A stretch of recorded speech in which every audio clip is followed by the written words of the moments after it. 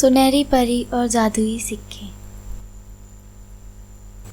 लखनपुर नाम का एक गांव, वहाँ 2 लड़कियाँ रहती थी, पिंकी और बबली। जन्म से ही बहुत बदसूरत थी। दोनों की आपस में दोस्ती थी। 8वीं क्लास में पढ़ती थी। पढ़ाई में तो अच्छी थी, लेकिन क्लास की और लड़कियाँ उनका बहुत मजाक उड़ाती थी।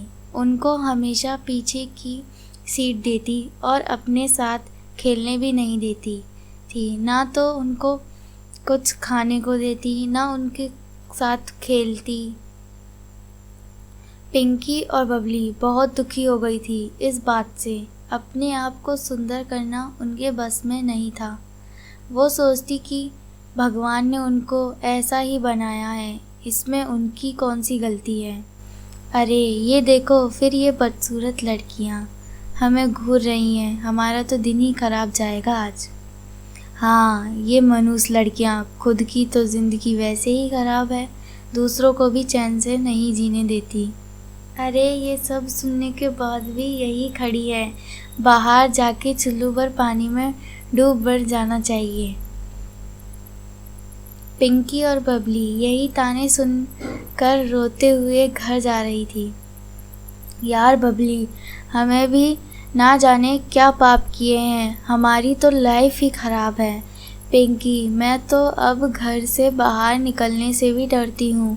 ये ताने अब मुझे बर्दाश्त नहीं होते। इससे अच्छा तो भगवान हमें उठा ले। पिंकी और बबली इससे ही अपनी ज़िंदगी को कोसते हुए घर जा रही थी।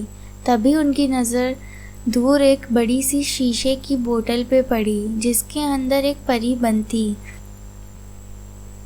बबली, जल्दी इधर चल, देखो उधर क्या है। अच्छा तू चल, मैं पीछे पीछे आती हूँ। पिंकी और बबली उस बोतल के पास पहुँचे। उन्होंने देखा कि परी बहुत छटपटा रही थी। पिंकी ने बोतल उठाकर उसका ढक्कन खोल दिया। बोतल में से परी बाहर निकल आई।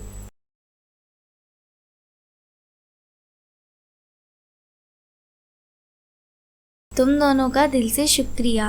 तुम्हारी वजह से मैं आज़ाद हो गई हूँ, नहीं तो पता नहीं मैं कब तक यहाँ बंद रहती। मैं तुम दोनों के लिए कुछ करना चाहती हूँ, बताओ तुम्हें क्या चाहिए। सब लोग हमसे दूर भागते हैं, इसकी वजह से हम बहुत दुखी हो गए हैं। हमारे साथ कोई खेलता भी नहीं है और कोई खाना भी नहीं खाता। मैं तुम्हारा दुख समझती हूँ। मैं तुम दोनों को एक एक सिक्का दे रही हूँ। ये जादुई सिक्के हैं। इन सिक्कों से तुम जो कहोगे वो तुम्हें मिलने लगेगा। जैसे तुम बोलोगे वैसे ही चीज़ होने लगेगी। लेकिन याद रखना, अगर इन सिक्कों से किसी का बुरा किया तो ये तुम्हारे पास से गायब हो जाएंगे, और इनके जादू से अगर तुमने कुछ मिला है तो वो भी छिन जाएगा। पिंकी और बबली सिक्के पाके बहुत खुश हुए। उन्होंने सोचा कि उनकी ज़िंदगी की सारी तकलीफ़ें ख़त्म हो जाएगी। पिंकी और बबली ने सबसे पहले उन सिक्कों से कहा कि हमें सुंदर कर दो।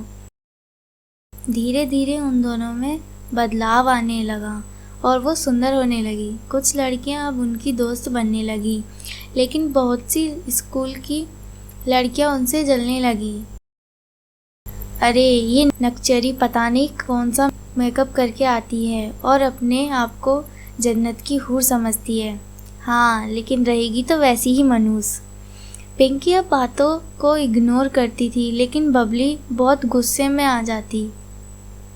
मुझे इन सबको सबक सिखाना पड़ेगा।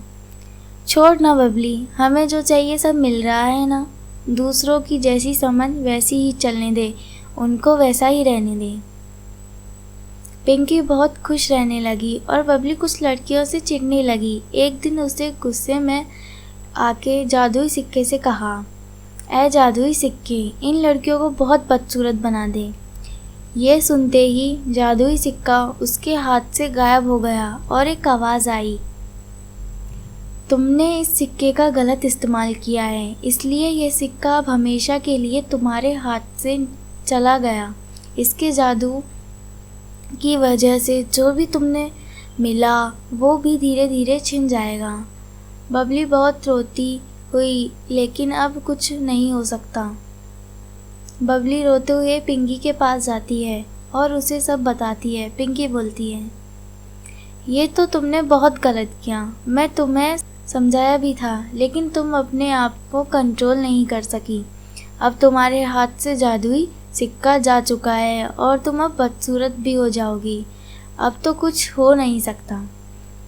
पिंकी, तुम अपने जादुई सिक्के को इतना तो बोलो कि मुझे बदसूरत नहीं बनने दे।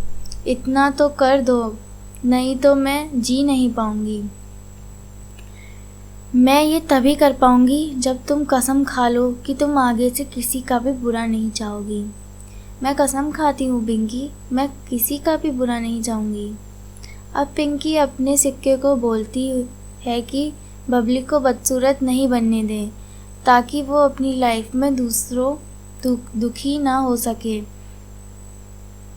सिक्के में से आवाज़ आती है।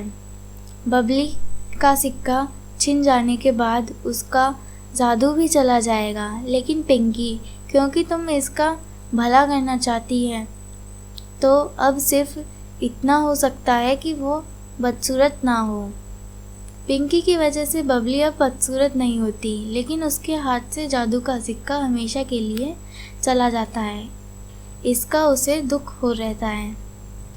दोस्तों, इस कहानी से हमें ये शिक्षा मिलती है कि हमें कभी भी किसी के बारे में बुरा नहीं सोचना चाहिए।